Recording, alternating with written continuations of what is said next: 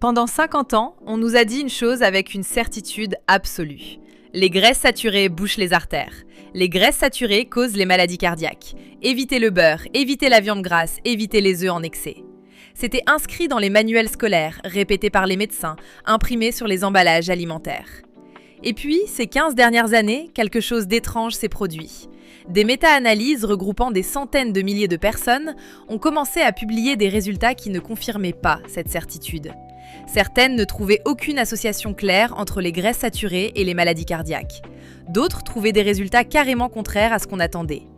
Ce n'est pas une théorie marginale portée par quelques contrariens sur Internet. Ce sont des chercheurs respectés, publiés dans des revues sérieuses, qui posent une question que beaucoup considéraient comme close depuis longtemps. Et si on s'était trompé sur les graisses saturées ? Aujourd'hui, on regarde cette question en face. Pas pour te dire que tu peux manger n'importe quoi sans conséquence, mais pour comprendre ce que la science dit vraiment, où elle s'est trompée, et ce que ça change concrètement pour toi si tu fais du keto. Je suis Anna, et sur cette chaîne, on regarde les certitudes nutritionnelles avec un œil critique, pas avec une foi aveugle dans un sens ou dans l'autre. Cette vidéo demande de la nuance, pas de gros titres simplistes, juste un regard honnête sur 50 ans de science qui a évolué, et ce que ça signifie pour ton assiette. Abonne-toi si ce type de contenu sérieux te parle, et on commence par comprendre comment on en est arrivé là. L'origine de la peur des graisses saturées. Pour comprendre où on en est aujourd'hui, il faut comprendre comment cette peur s'est construite. Dans les années 1950, les maladies cardiovasculaires explosent dans les pays occidentaux. Les autorités sanitaires cherchent désespérément une cause. Ansel Keys, un physiologiste américain, propose une explication. Les graisses saturées augmentent le cholestérol sanguin et le cholestérol cause les maladies cardiaques. Son étude des 7 pays, publiée à la fin des années 1950, semble confirmer cette hypothèse.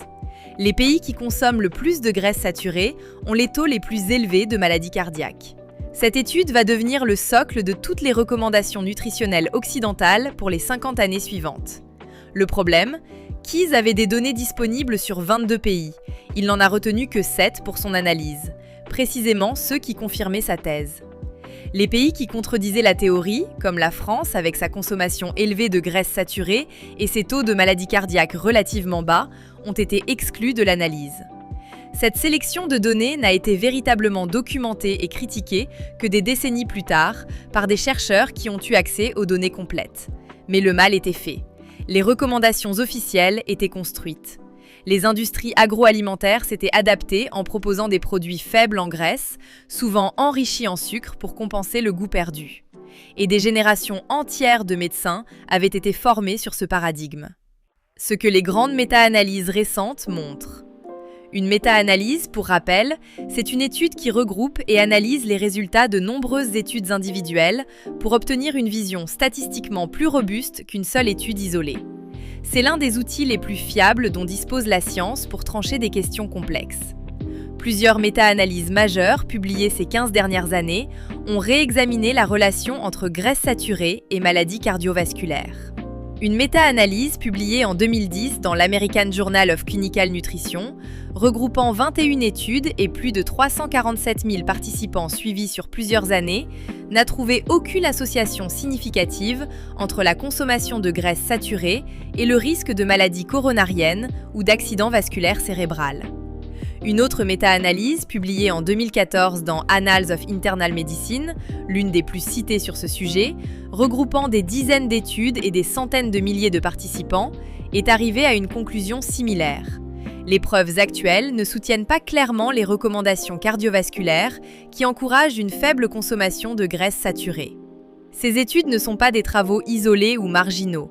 Elles sont publiées dans des revues à haut facteur d'impact menées par des chercheurs reconnus et elles ont provoqué un débat sérieux au sein de la communauté scientifique cardiologique. Ce qui est important de comprendre, ces méta-analyses ne disent pas que les graisses saturées sont bonnes pour la santé sans nuance. Elles disent que l'association automatique et simpliste entre graisses saturées et maladies cardiaques, telle qu'elle a été enseignée pendant des décennies, n'est pas soutenue aussi clairement que ce qu'on a longtemps affirmé. Partie 3. Pourquoi le cholestérol n'est pas le coupable qu'on pensait ? Pour comprendre pourquoi les graisses saturées ne sont peut-être pas le problème principal, il faut revenir sur ce qu'on a appris dans des vidéos précédentes, mais qui méritent d'être approfondies ici. La nature réelle du cholestérol et son rôle dans les maladies cardiovasculaires. Le modèle classique va comme ceci. Tu manges des graisses saturées, ton LDL augmente, le LDL s'accumule dans tes artères, tu fais une crise cardiaque. C'est linéaire, c'est simple, et c'est exactement le genre de modèle qui se prête bien à une campagne de santé publique. Le problème, c'est que la réalité biologique est beaucoup plus complexe que ce modèle linéaire. D'abord, toutes les graisses saturées n'ont pas le même effet sur le LDL.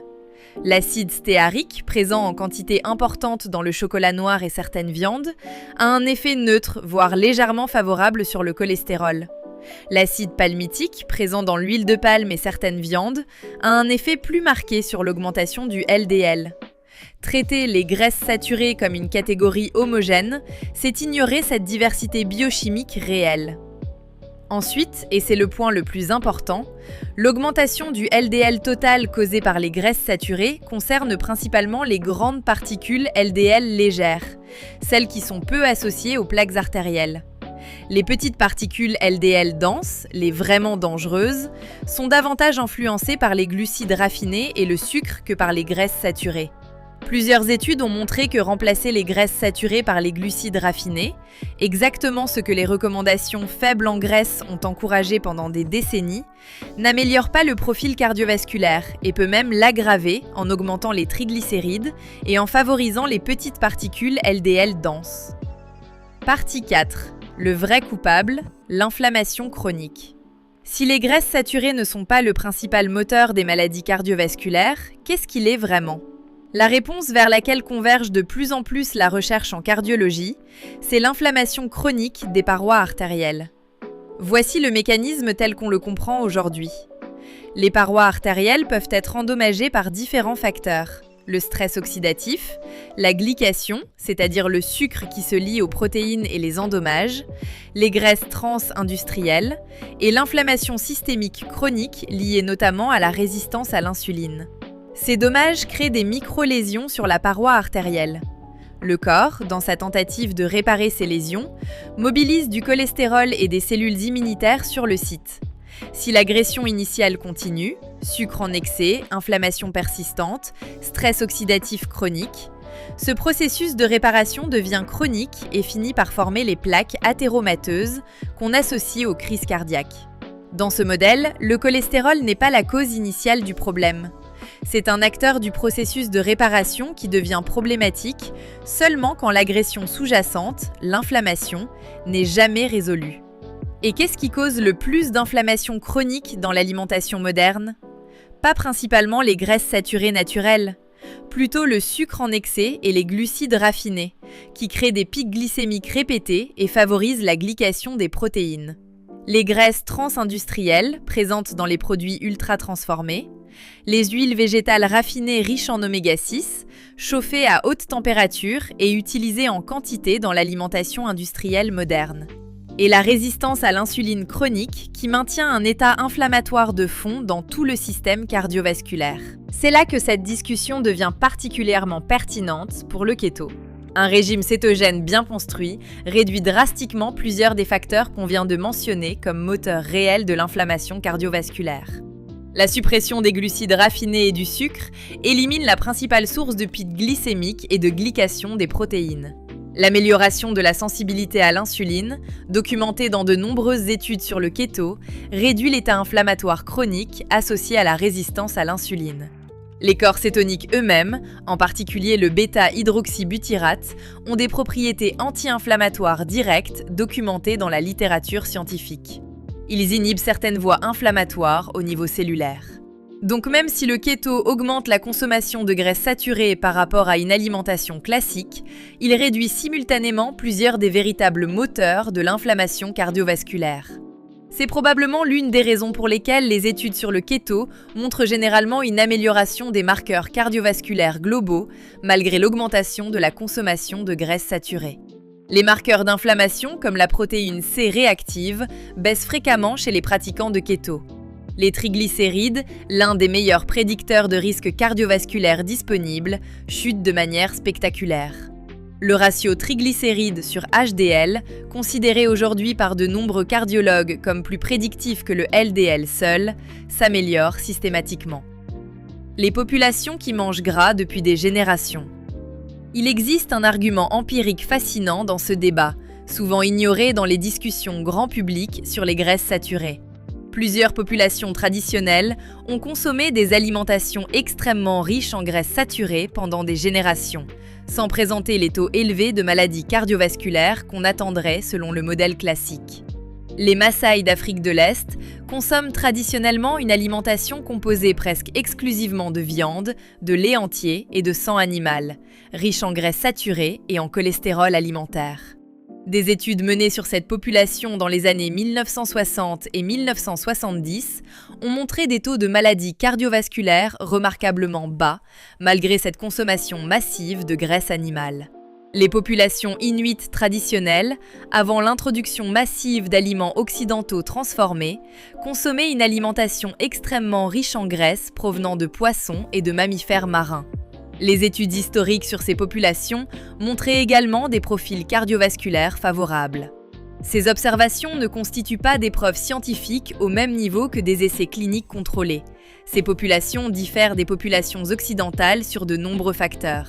Niveau d'activité physique, absence de sucre raffiné et de produits transformés, environnement de vie globalement différent. Mais elles apportent un contre-exemple empirique solide à l'idée qu'une alimentation très riche en graisses saturées mène automatiquement et inévitablement à des maladies cardiovasculaires. Ce qui distingue probablement ces populations des populations occidentales modernes qui développent des maladies cardiovasculaires en mangeant gras, ce n'est pas la quantité de graisses saturées consommées, c'est l'absence quasi totale de sucre raffiné et de glucides industriels dans leur alimentation traditionnelle. Ce que les autorités de santé commencent à reconnaître. Il serait incomplet de présenter cette question comme une bataille figée entre deux camps inconciliables. La position officielle évolue, lentement mais réellement. Plusieurs organisations sanitaires ont progressivement nuancé leurs recommandations historiques. L'accent s'est déplacé d'une focalisation unique sur « réduire les graisses saturées » vers une approche plus globale considérant la qualité de l'alimentation dans son ensemble, notamment la distinction entre graisses saturées naturelles et graisses trans-industrielles, qui sont, elles, sans ambiguïté scientifique, néfastes pour la santé cardiovasculaire. Cette évolution reste prudente et progressive. Les institutions changent lentement pour des raisons qu'on a déjà évoquées dans d'autres vidéos. L'inertie institutionnelle, le poids des recommandations historiques, la difficulté de faire évoluer un consensus établi depuis des décennies. Mais le simple fait que cette conversation existe maintenant dans des publications scientifiques sérieuses et qu'elle n'est plus reléguée aux marges contestataires de la nutrition montre que la certitude absolue d'autrefois sur les graisses saturées a fait place à une question légitimement débattue. Ce que ça ne veut pas dire, les nuances importantes. Je veux être très clair sur quelque chose, parce que cette vidéo pourrait facilement être mal interprétée comme « mange autant de graisses saturées que tu veux, aucune conséquence ». Ce n'est pas ce que je dis. Et ce n'est pas ce que la science dit non plus. D'abord, la qualité des graisses saturées compte. Les graisses saturées provenant d'aliments entiers, viande de qualité, œufs, produits laitiers entiers, huile de coco, n'ont pas le même contexte nutritionnel que les graisses saturées provenant de produits ultra transformés, bourrés d'additifs, de sucres cachés et de conservateurs. Ensuite, les graisses trans industrielles restent clairement néfastes. Il ne faut surtout pas confondre graisses saturées naturelles et graisses trans. Ces dernières, présentes dans certaines huiles hydrogénées et certains produits de boulangerie industrielle, ont des effets délétères bien documentés et ne bénéficient d'aucune réhabilitation scientifique. Ensuite encore, le contexte alimentaire global compte énormément. Manger des graisses saturées dans le cadre d'une alimentation par ailleurs riche en sucre, pauvre en légumes et sédentaire, n'a probablement pas le même effet que manger les mêmes graisses saturées dans le cadre d'un keto bien construit, riche en légumes, avec une activité physique régulière. Et enfin, il existe une variabilité individuelle réelle. Certaines personnes, les hyper-répondeurs qu'on a évoqués dans d'autres vidéos, montrent une sensibilité plus marquée du LDL aux graisses saturées. Pour ces personnes, un suivi attentif et personnalisé reste pertinent. indépendamment de ce que montrent les tendances générales des méta-analyses. Ce que cette nuance change concrètement pour ton keto. Maintenant, traduisons tout ça en quelque chose d'actionnable pour ton alimentation quotidienne. Tu n'as pas besoin de paniquer à l'idée de manger des œufs, du beurre, du fromage ou de la viande grasse dans le cadre d'un keto bien construit. La peur automatique et systématique de ces aliments, basée sur le modèle simpliste des années 1950, ne correspond plus à l'état actuel de la recherche scientifique sérieuse sur le sujet. En revanche, ça ne te donne pas un laissez-passer pour ignorer la qualité de ton alimentation dans son ensemble. Continue de privilégier les graisses provenant d'aliments entiers plutôt que de produits transformés. Continue de manger tes légumes en quantité généreuse pour les fibres, les antioxydants et leur effet sur l'inflammation. Continue d'éviter activement les graisses trans industrielles qui restent problématiques sans ambiguïté. Et continue de surveiller tes propres marqueurs sanguins. Cette vidéo ne remplace pas un bilan personnalisé. Elle te donne le contexte pour comprendre ce bilan avec plus de nuances et pour avoir une conversation plus informée avec ton médecin si jamais ton LDL augmente en keto. La vraie leçon de cette vidéo n'est pas « les graisses saturées sont totalement innocentes ». C'est que la relation entre alimentation et santé cardiovasculaire est plus complexe que le message simpliste qu'on nous a répété pendant 50 ans, et que cette complexité mérite d'être comprise plutôt qu'ignorée dans un sens ou dans l'autre. Pendant 50 ans, on nous a présenté les graisses saturées comme l'ennemi numéro 1 de la santé cardiovasculaire. Cette certitude reposait sur une science partielle, sélective et largement dépassée par les recherches plus récentes et plus rigoureuses. Ce qu'on comprend aujourd'hui, c'est que l'inflammation chronique, alimentée principalement par le sucre, les glucides raffinés, les graisses trans-industrielles et la résistance à l'insuline, joue probablement un rôle bien plus déterminant dans les maladies cardiovasculaires que les graisses saturées naturelles. Ce n'est pas une invitation à l'excès sans discernement, c'est une invitation à remplacer la peur automatique par une compréhension plus nuancée, basée sur les données disponibles plutôt que sur des certitudes héritées d'une science d'il y a 70 ans. Est-ce que cette vidéo a changé ta perception des graisses saturées? Est-ce que tu avais déjà entendu parler de ces méta-analyses récentes ou est-ce une découverte aujourd'hui? Dis-le moi en commentaire. Ces discussions nourrissent vraiment les prochaines vidéos de cette chaîne. Abonne-toi si ce n'est pas encore fait. À bientôt!